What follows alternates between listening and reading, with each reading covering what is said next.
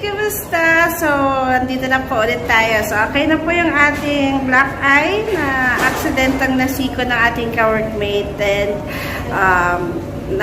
tigil muna tayo sa ating simple tutorial. But for today, share ko nga po sa inyo kung paano magpalit ng ating mga username sa Facebook profile. So, kung hindi pa po naka-blue badge po yung inyong account or hindi pa po naka-verified kay Meta, pwede nyo po palitan. Kung napalitan naman po, and pwede na po kayong mag-subscribe po ulit. Okay? So, panoorin nyo po yung tayo sa ating mga Facebook account. Then, dito sa ating 3 lines sa kanan. Then, settings.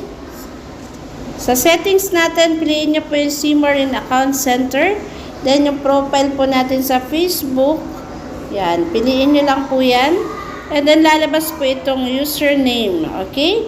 So, kapag gusto nyo pong palitan yung username, make sure po na hindi po kayo meta-verified pa muna yung blue badge natin.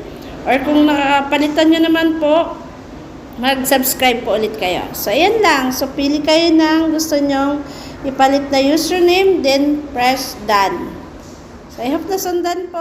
Yun lang.